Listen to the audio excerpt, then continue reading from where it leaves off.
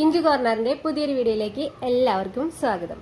അപ്പോൾ ഇന്ന് നമ്മൾ ഉണ്ടാക്കാൻ പോകുന്നത് ബീഫ് കൊത്തു പൊറോട്ടയാണ്. അപ്പോൾ ബീഫ് കറി ആദ്യമേ ഉണ്ടാക്കി വെച്ചിട്ടുണ്ട്, അതുപോലെ തന്നെ പൊറോട്ട ഉണ്ടാക്കി വെച്ചിട്ടുണ്ട്. ഇത് രണ്ടും കൂടി മിക്സ് ചെയ്തിട്ട് നമുക്ക് ബീഫ് കൊത്തു പൊറോട്ട ഉണ്ടാക്കാം. ബീഫ് കറി ഉണ്ടാക്കുന്ന വീഡിയോ ഞാൻ ഇതിൽ കാണിക്കുന്നില്ല, അപ്പോൾ വീഡിയോ ഭയങ്കര ലെങ്ത് ആവും. നമ്മുടെ ചാനൽ തന്നെ ബീഫ് കറിയുടെ വീഡിയോ ഉണ്ട്, കാണാത്തവരുണ്ടെങ്കിൽ ഒന്ന് കണ്ടു നോക്കുക. ആ ഒരു റെസിപ്പിയാണ് ഇപ്പോൾ ഈ ഒരു ഇതിലും കാണിക്കുന്നത് കേട്ടോ. അപ്പോൾ നാളികേര കൊത്തൊക്കെ നമ്മൾ മാറ്റി വയ്ക്കും കൊത്തു പൊറോട്ട ഉണ്ടാക്കുമ്പോൾ.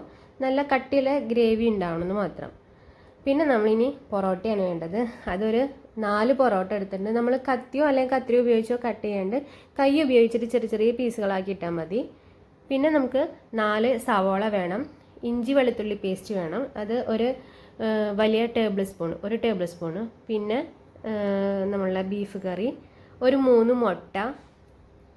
പിന്നെ വേണ്ടത് ഈ സവാള നമ്മൾ എന്താ പറയുക ഗാർണിഷിങ്ങിന് വേണ്ടിയിട്ടാണ്. പിന്നെ മല്ലിയില വേണം, പച്ചമുളക് ഒരു 3 എണ്ണം, പിന്നെ ചെറുതായിട്ട് പൊടിയായിട്ട് അരിഞ്ഞ വെളുത്തുള്ളി, തക്കാളി ഒരു ചെറിയ തക്കാളി മതി കേട്ടോ. ഇനി നമുക്ക് ഉണ്ടാക്കാനായിട്ട് പോവാം. അപ്പോൾ ഒരു ചീനച്ചട്ടി എടുത്തിട്ട് അതിലേക്ക് ഓയിൽ ഒഴിച്ച് കൊടുക്കാം. നമുക്ക് ആദ്യം തന്നെ ഓയിൽ ചൂടായി വരുമ്പോൾ നമുക്ക് 1/2 ടീസ്പൂൺ പെരുംജീരകം ഇട്ട് കൊടുക്കാം. അതൊന്ന് പൊട്ടി വരുമ്പോൾ നമുക്ക് പൊടിയായിട്ട് അരിഞ്ഞു വെച്ചിരിക്കുന്ന വെളുത്തുള്ളി ചേർത്ത് കൊടുക്കാം.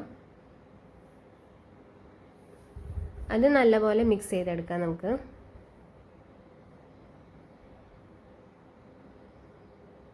അപ്പോൾ ഇതാ വെളുത്തുള്ളി ശരിയായിട്ടുണ്ട്. ഇതിലേക്ക് നമ്മൾ ഒരു തണ്ട് വേപ്പില ഇട്ട് കൊടുത്തു. ഇനി നമ്മൾ ചേർത്ത് കൊടുക്കാൻ പോകുന്നത് ഇഞ്ചി വെളുത്തുള്ളി പേസ്റ്റാണ്. ഒന്ന് ചതച്ചെടുത്താണ് കേട്ടോ. അതൊരു രണ്ടും കൂടിയിട്ട് ഒരു ടേബിൾ സ്പൂണോളം ഉണ്ടാവും. അതൊന്ന് മിക്സ് ചെയ്താൽ മതി. മിക്സ് ചെയ്തിട്ട് നമ്മൾ കറിക്കൊക്കെ നല്ലപോലെ പച്ചമണമൊക്കെ മാറി വരില്ലേ, അങ്ങനെയൊന്നും വേണ്ട. അതൊന്ന് മിക്സായ സമയത്ത് തന്നെ നമുക്ക് നമ്മുടെ സവാള ചേർത്ത് കൊടുത്തിട്ട് മിക്സ് ചെയ്യാം. സവാള ഇതുപോലെ നല്ലപോലെ ഒന്നും ആവണ്ട, ഒന്ന് ട്രാൻസ്പെറൻ്റ് ആയി മാറില്ലേ, അപ്പോൾ ആ സമയത്ത് തന്നെ നമുക്ക് സവാളയിൽ പച്ചമുളക് ചേർത്ത് കൊടുക്കാം. പച്ചമുളക് ഒരു 3 എണ്ണമാണ് ഇട്ട് കൊടുക്കുന്നത്. അതൊന്ന് നമുക്ക് മിക്സ് ചെയ്തിട്ട് എടുക്കാം. ഇതും ഇതുപോലെ ഒന്ന് ആയാൽ മതി. ആയി കഴിഞ്ഞ് കഴിഞ്ഞാൽ നമുക്കിതിലേക്ക് തക്കാളി ചേർത്ത് കൊടുക്കാം. അപ്പോൾ ഇത് കണ്ട ഈ ഒരു സമയത്ത് തക്കാളി ചേർത്ത് കൊടുക്കാം. എന്നിട്ട് നമുക്ക് ഇതൊന്ന് മിക്സ് ചെയ്തെടുക്കാം.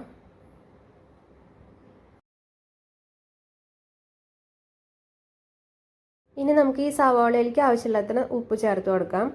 വേറെ മുട്ടയിൽ നമ്മൾ ചേർക്കുമ്പോൾ മുട്ടയിൽ ഉപ്പ് ചേർത്തിട്ടാണ് ഇട്ട് കൊടുക്കുന്നത് കേട്ടോ. അപ്പോൾ ഇതിലേക്ക് ആവശ്യമില്ലാത്ത കുറച്ച് ഉപ്പ് ഇട്ട് കൊടുക്കാം. ഇതാ അപ്പോൾ ഇപ്പോൾ കറക്റ്റായിട്ടുണ്ട്. ഇനി നമുക്കിതിലേക്ക് മുട്ട ചേർത്ത് കൊടുക്കാം. അധികം അങ്ങോട്ട് നമ്മൾ കറിക്കൊക്കെ വഴറ്റി എടുക്കില്ല, അതുപോലെ ബ്രൗൺ കളറായി മാറൊന്നും വേണ്ട. സവാള ഒന്ന് തക്കാളിക്കൊന്ന് വെന്ത് കിട്ടിയാൽ മതി. ഇനി നമുക്കിത് പതുക്കെ ഒന്ന് മിക്സ് ചെയ്ത് കൊടുക്കാം. നമ്മൾ മുട്ട ഒഴിച്ച് അപ്പം തന്നെ മിക്സ് ചെയ്യേണ്ട, കുറച്ചൊന്ന് വെയിറ്റ് ചെയ്തിട്ട് മിക്സ് ചെയ്തെടുക്കാം കേട്ടോ. ഇപ്പോൾ ഇത് ഏകദേശം മിക്സ് ആയിട്ടുണ്ട്. ഇനി ഇതിലേക്ക് നമുക്ക് കുരുമുളക് പൊടി ചേർത്ത് കൊടുക്കാം. 1 ടീസ്പൂണാണ് ചേർത്ത് കൊടുക്കുന്നത്. എന്നിട്ട് ഇതൊന്ന് മിക്സ് ചെയ്തെടുക്കാം.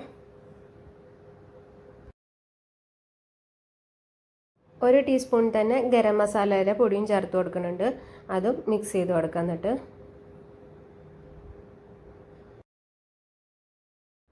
ഇപ്പോൾ ഇത് നല്ലപോലെ മിക്സ് ആയിട്ടുണ്ട്. ഇനി ഇതിലേക്ക് നമ്മൾ പൊറോട്ട ചേർത്ത് കൊടുക്കുകയാണ്.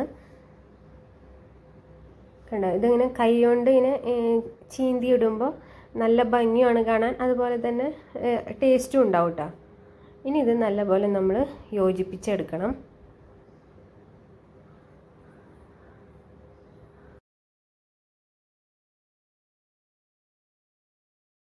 അപ്പോൾ ഇത് യോജിപ്പിച്ചതിന് ശേഷം നമുക്കിതിലേക്ക് മല്ലിയിലയും അതുപോലെ തന്നെ സവാള ഒക്കെ ചേർത്ത് കൊടുക്കാം.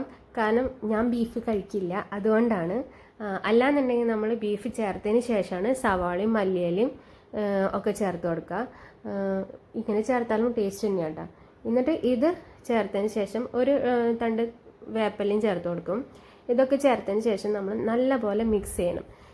ഇതിൽ മിക്സിങ്ങിലാണ് നമ്മുടെ ടേസ്റ്റ് വരിക.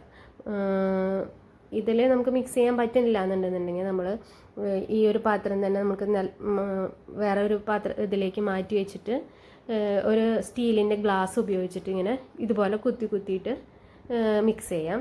അല്ലെങ്കിൽ നമുക്ക് ഇത് ഈ ഒരു തവി ഉപയോഗിച്ചിട്ടായാലും മിക്സ് ചെയ്താൽ മതി. നല്ലപോലെ മിക്സ് ചെയ്തെടുക്കണം.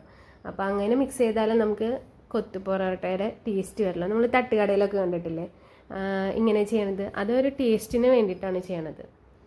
അപ്പോൾ ഇത് ഇങ്ങനെ മിക്സ് ചെയ്തിട്ട് നമുക്കിത് കുറച്ചെടുത്ത് മാറ്റി വയ്ക്കാം കേട്ടോ. അപ്പോൾ ഒരു പൊറോട്ടയുടെ അത്ര ക്വാണ്ടിറ്റി നമ്മൾ മാറ്റി വയ്ക്കും. എന്നിട്ടാണ് നമ്മൾ ഇതിലേക്ക് ബീഫ് ചേർത്ത് കൊടുക്കുന്നത്.